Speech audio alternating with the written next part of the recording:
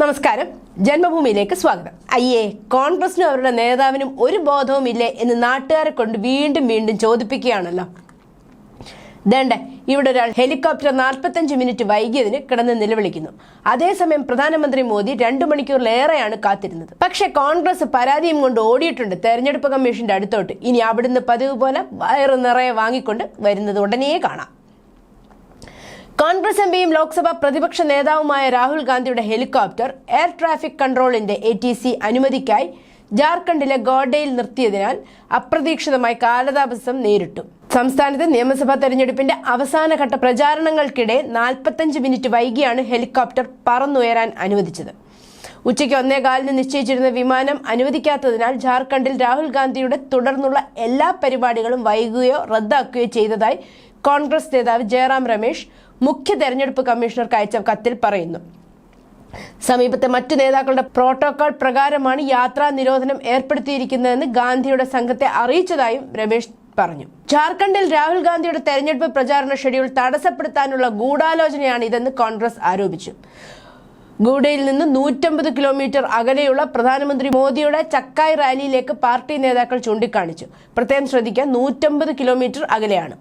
കൂടാതെ പ്രതിപക്ഷ നേതാവിനേക്കാൾ പ്രധാനമന്ത്രിയുടെ പരിപാടിക്കാണ് ATC മുൻഗണന നൽകിയതെന്നും കോൺഗ്രസ് അവകാശപ്പെട്ടു. ഒരു രാജ്യത്ത് പ്രധാനമന്ത്രിക്കാണ് പ്രാധാന്യം എന്ന് ആരെങ്കിലും ഇവന്മാരെ പറഞ്ഞു മനസ്സിലാക്കൂ എന്ന് വിലപിക്കാനേ കേട്ടു നിൽക്കുന്നവർക്ക് സാധിക്കൂ. സംഭവത്തിൽ മുൻ പ്രധാനമന്ത്രിമാരായ രാജീവ് ഗാന്ധിയും മൻമോഹൻ സിംഗും ഏതെങ്കിലും സംസ്ഥാനം സന്ദർശിച്ചപ്പോൾ ഇത്തരം പ്രവണതകൾ ഉണ്ടായിട്ടുണ്ടെന്ന് ജാർഖണ്ഡ് നിയമസഭാ തെരഞ്ഞെടുപ്പിന്റെ BJP സഹ ഇൻചാർജും അസം മുഖ്യമന്ത്രിയുമായ ഹിമന്ത് ബിശ്വ ശർമ്മ രാഹുൽ ഗാന്ധിയുടെ ഹെലികോപ്റ്ററുമായി ബന്ധപ്പെട്ട വിഷയത്തിൽ പ്രതികരിച്ചു.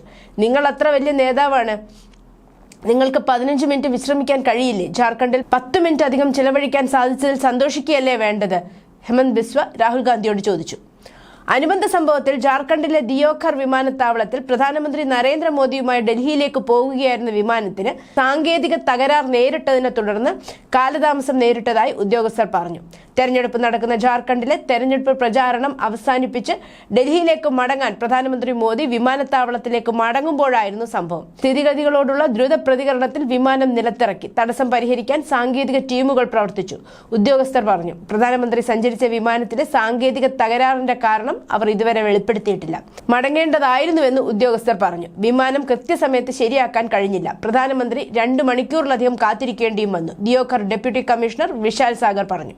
പ്രശ്നപരിഹാരത്തിനായി പ്രധാനമന്ത്രി കാത്തിരുന്നപ്പോൾ പ്രദേശത്തിന്റെ വ്യോമാതിർത്തി പറക്കലില്ലാത്ത മേഖലയായി പ്രഖ്യാപിക്കപ്പെട്ടു. ഗോത്രവീരനായ ബിർസ മുണ്ടെ ആദരിക്കുന്ന പരിപാടിയായ ജൻജാതീയ ഗൗരവ് ദിനാഘോഷങ്ങളുടെ ഭാഗമായി പ്രധാനമന്ത്രി ജാർഖണ്ഡിൽ 2 റാലികൾ നടത്തി.